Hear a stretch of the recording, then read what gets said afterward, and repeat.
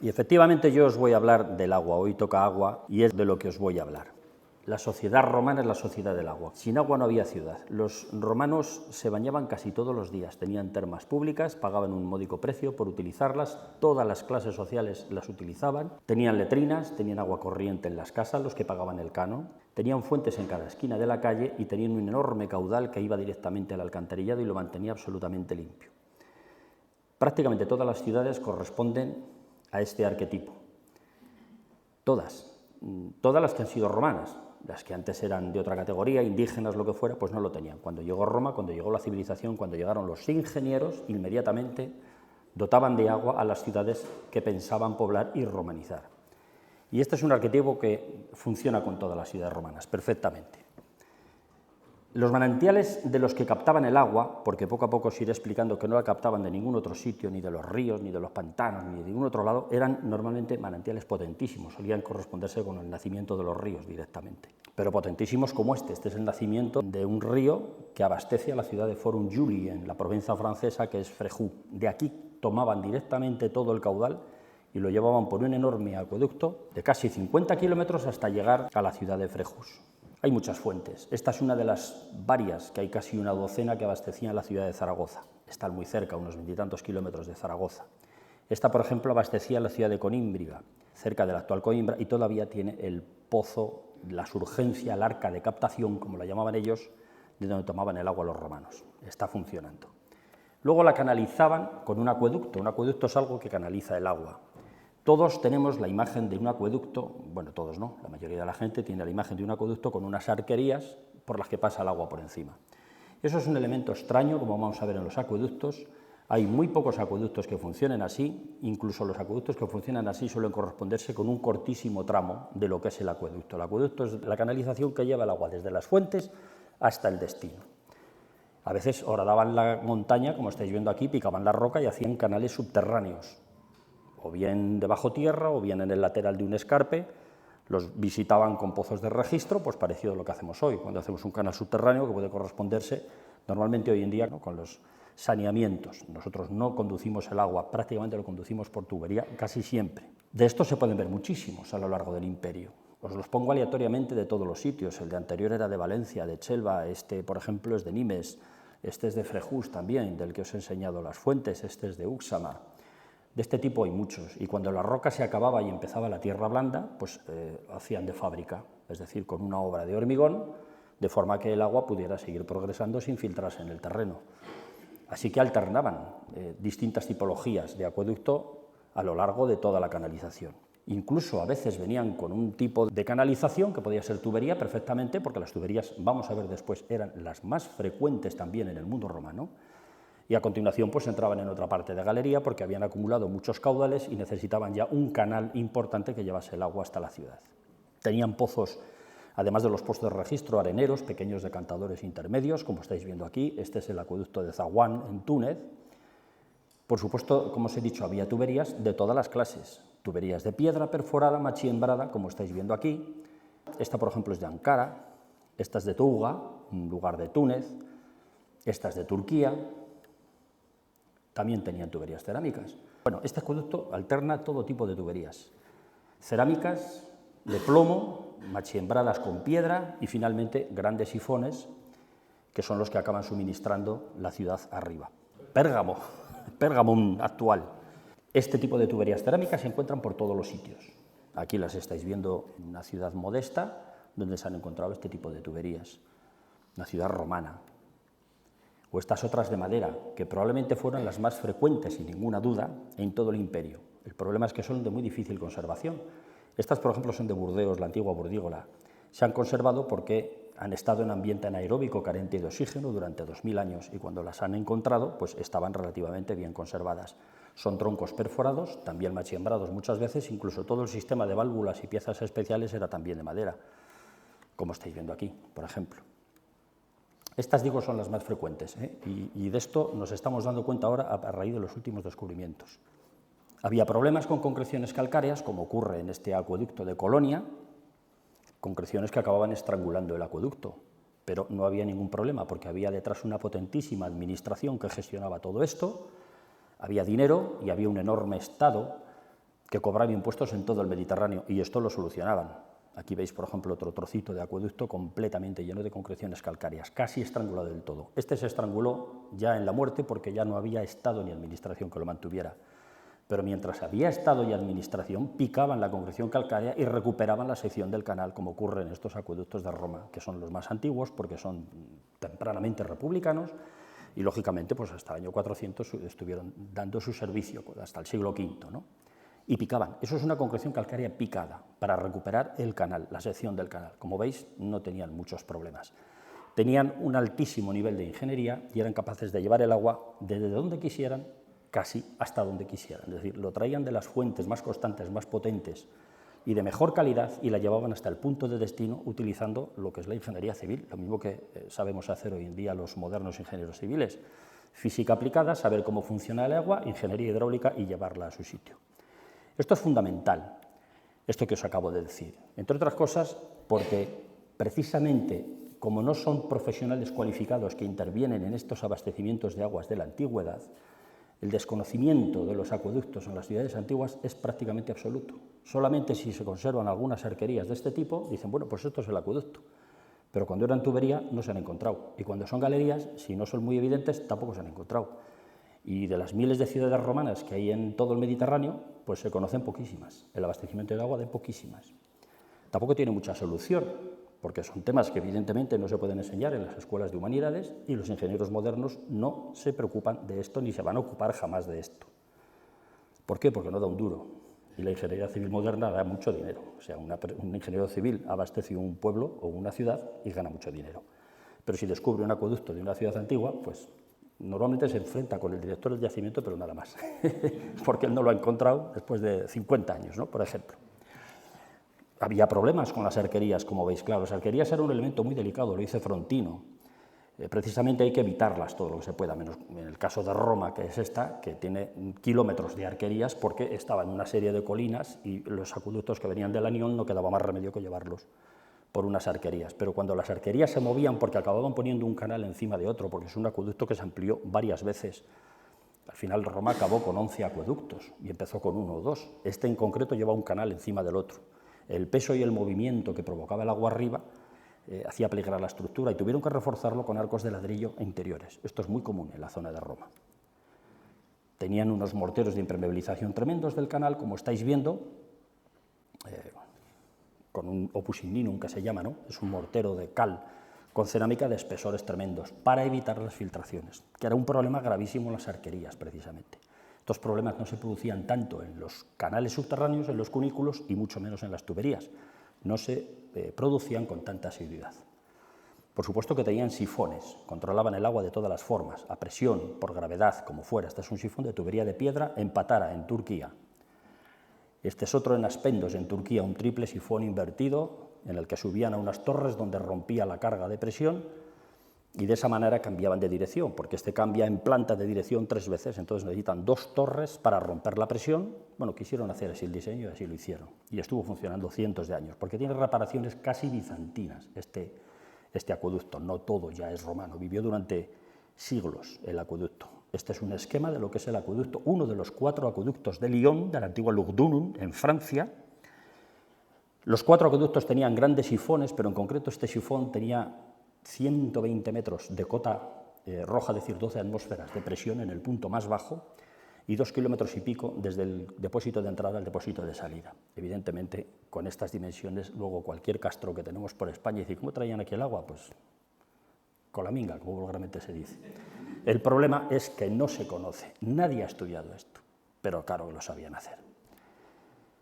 Estas son las tuberías que hay por todos los sitios, las tuberías de plomo romanas que servían unas para sifones, otra para la distribución interior de las ciudades, etc. El plomo era un material que en el mundo romano se utilizaba profusamente para estas cosas, sabían extraerlo, tenían una ingeniería minera fantástica. En la Edad Media eso desaparece, la mayor fuente de plomo de la Edad Media son las ruinas romanas, para que os hagáis una idea, y no era tóxico, que me lo preguntan muchas veces y casi nunca lo digo, no es tóxico. El plomo, en ausencia de oxígeno y en temperaturas no superiores a 20 grados, no produce el albayalde, que es un óxido de plomo que es lo que da la toxicidad. Y como el agua la mantenían fresca desde el origen hasta el final, porque siempre iba cubierta y además si entraba aire la sacaban con unas válvulas especiales que ahora vamos a ver, no tenían nunca oxígeno en el interior de las tuberías. Por eso nunca era tóxico en el mundo romano. De hecho, en el siglo XIX también ha habido abastecimientos de agua de plomo, y no se murió la gente de plumbosis. Pero en época romana, desde luego, no, lo tenían perfectamente resuelto. Hay mitos de todo tipo, ¿no? Que el Imperio Romano cayó por plumbosis, pues se murieron todos y tal. Son cosas absurdas.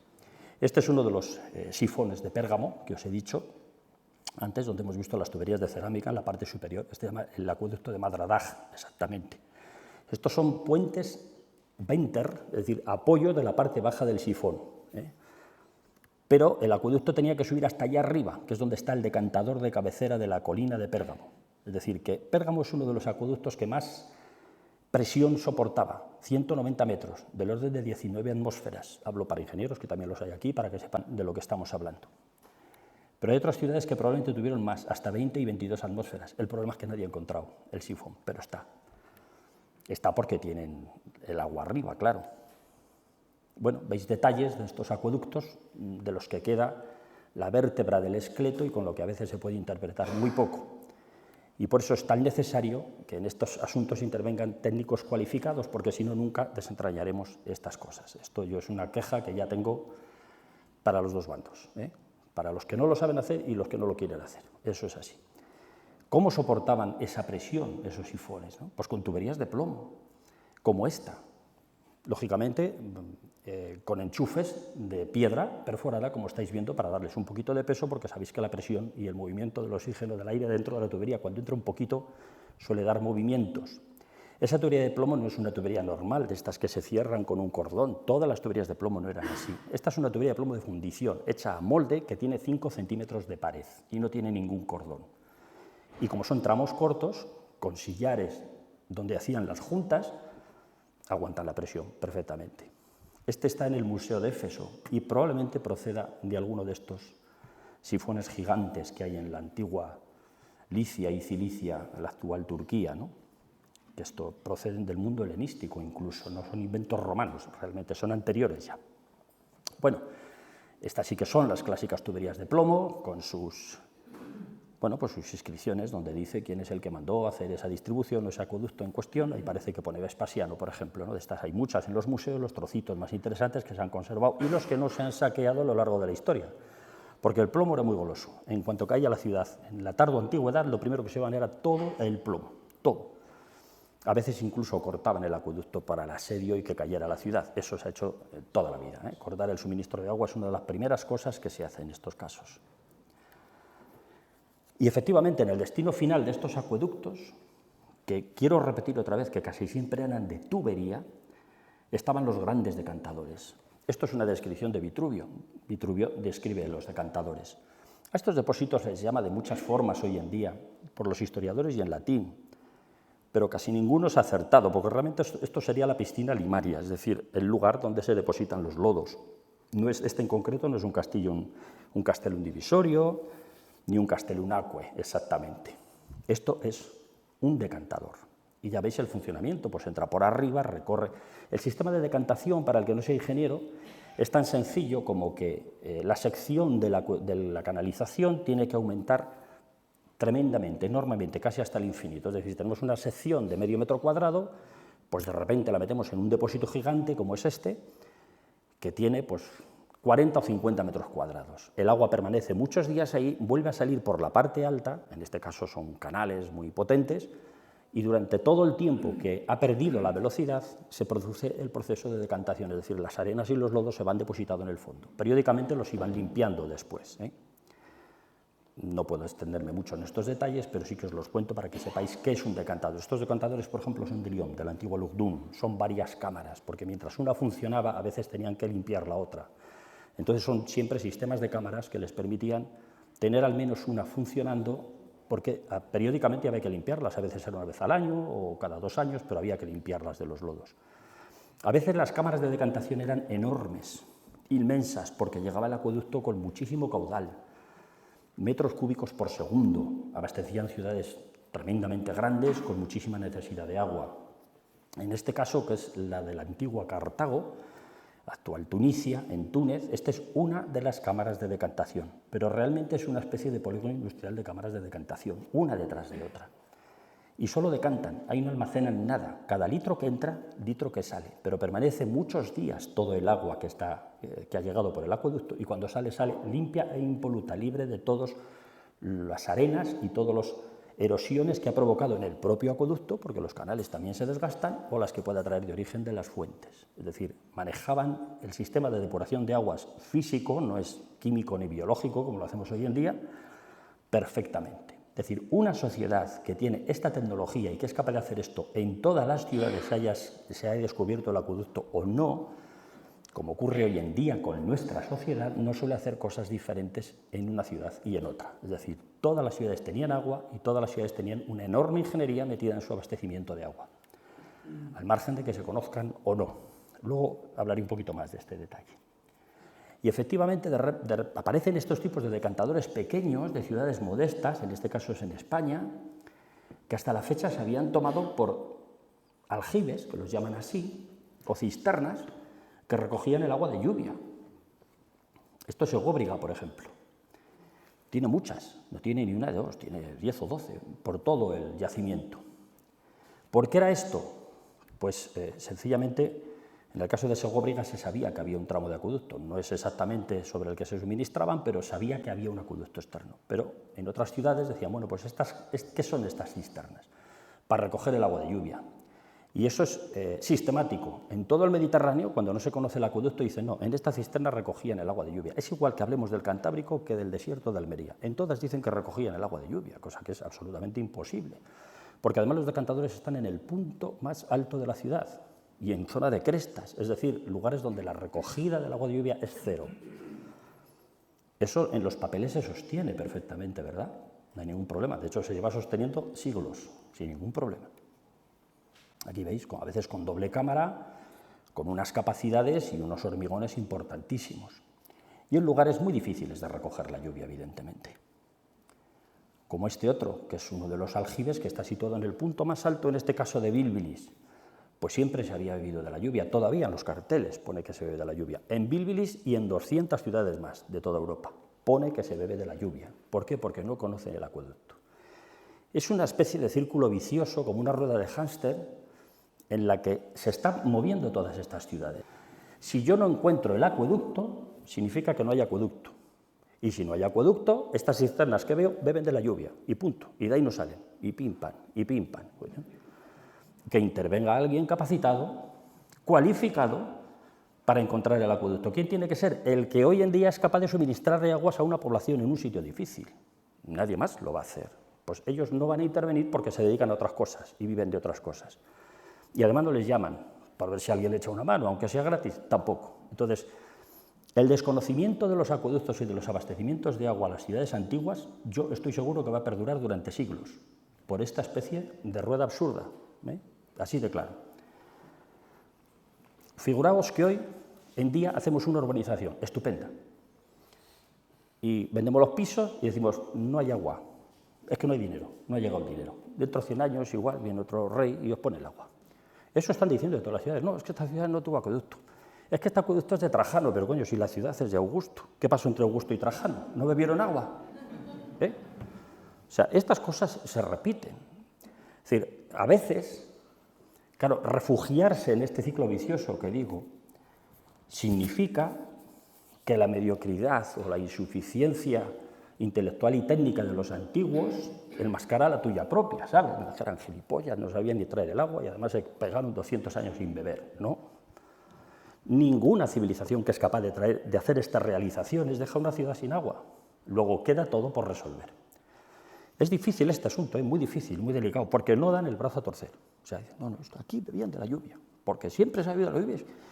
Claro, la arqueología experimental falta en esto también, ¿no? Vaya usted al monte y beba de la lluvia en ese cerro, ponga lo que quiera, a ver si es capaz de beber de la lluvia un mes o 2 o un año, lo que sea. Es imposible, pero es igual, el papel lo aguanta todo esto. Y esto es una queja amarga mía, un lloro, ¿no? Que ya no es que no se haya avanzado, es que no hay predisposición a avanzar, ¿de acuerdo?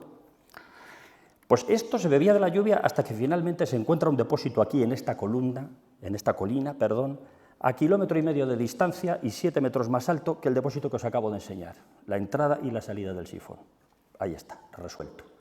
La tubería no la busqué porque desapareció en el año 500 toda, hasta el último gramo. Tiraron del hilo y se la llevaron. Pero ahí está la prueba de que tuvo un sifón en esta y en muchas ciudades. Esto sí que es un distribuidor, el distribuidor de Nimes. Una vez que se había decantado el agua, por aquí distribuían a todos los usos. A las termas, bueno, con prioridad, primero las fuentes públicas, después las termas y después los otros usos, porque había gente que tenía concesión que también tenía derecho, porque pagaba un canon, a tener agua.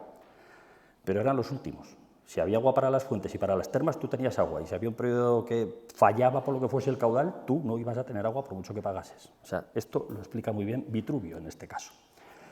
Este es el distribuidor de Nimes, pero fijaos que prácticamente la mitad del caudal se iba directamente por estos tubos verticales, porque venía un mangazo de agua, metros cúbicos por segundo, se distribuía, y cuando alcanzaba determinado nivel se iba por los tubos verticales al alcantarillado, fundamental. La ingeniería sanitaria obliga a que el alcantarillado tenga tanto o más agua que toda la ciudad, porque si no los excrementos permanecen ahí, y ya no es ingeniería sanitaria, ¿eh? Ya empezamos a tener problemas de epidemias y de vectores que las ratas transmiten a las personas, como sabéis. Las ratas viven en los alcantarillados sucios. En un alcantarillado impoluto y limpio y sin comida no vive ninguna rata. Ocurrió que con el tiempo acabó efectivamente perdiéndose esta ingeniería sanitaria. Este es el distribuidor de Pompeya, muy famoso, ¿no? Con los 3 niveles que tiene para los 3 usos que os he dicho. Iban dando prioridad a unos y a otros. Tenían toda clase de artilugios. Claro, que estos son los cálix, los diámetros que daban el caudal determinado a cada uno de los que tenían una concesión de agua. Estos son ventosas, válvulas de extracción del aire de la red de abastecimiento de las ciudades. En cuanto entraba oxígeno, como estaban en los puntos altos de la tubería, por ahí salía. Era una especie de flotador. Cuando había aire, el flotador bajaba, salía el aire y el agua le volvía a empujar para arriba. Hoy también hay ventosas. El funcionamiento es el mismo. Pero os explico cómo funciona, porque los que no sois técnicos entonces, porque saben lo que es una ventosa. Es decir, el oxígeno, además, para que funcione bien una red de abastecimiento, tiene que carecer de oxígeno, porque el aire tampoco deja pasar el agua, a veces forma un tapón. Esto lo tenían resuelto. ¿Cómo no lo van a tener resuelto si estuvieron abasteciéndose de agua, por ejemplo, en Roma? Venía de civilizaciones anteriores la cosa, por lo menos 600 años, del 200 a.C., 300, hasta el 400. Nosotros llevamos 100, menos de la sexta parte que ellos abasteciendo de aguas a las poblaciones. El canal de Isabel II es de 1800 y pico y es el primer gran abastecimiento de aguas en España. Somos novatos, somos unos aprendices de todo esto. Esta civilización estuvo siglos y siglos abasteciéndose de agua abundante, de calidad y traída de donde hiciera falta. Nosotros acabamos de aprender. A veces pecamos de soberbia, ¿no? Los romanos, es que no, me dicen algunos, no se puede comparar, no se puede mirar la sociedad romana con la óptica de hoy, porque claro, aquella gente... No, eran mejores que leche, claro que no se puede mirar, porque eran mejores que nosotros en muchas cosas, en muchísimas cosas, claro que sí. Aquí veis otra ventosa, bueno, de estos distribuidores con sus válvulas hechas a veces incluso a torno, o sea, con un arte de bronce tremendas, calderines para calentar el agua. Este es uno que está, bueno, digamos que por aquí era un escape de aire y el agua fría entraba por abajo y salía caliente ya por arriba. Esto es un calderín que está explicado en el Museo de Arles Antigua. Aquí tenéis una válvula de paso, una llave hecha a torno, parece moderna, del siglo XX, y es romana, de la colección Romulga Barró, grifos de todo tipo, con todo el arte, con sus válvulas. De esto hay muchísimo por todo el imperio. Todas las ciudades aparece esto. Esto no se puede fabricar si bebes de la lluvia, que tú no tienes agua nunca, pero vamos, ni un litro, y por supuesto ni te bañas, ni tienes fuentes, ni puedes vivir en una ciudad que beba de la lluvia. Yo no digo que en algún sitio se pueda beber de la lluvia, pero los romanos no lo hacían.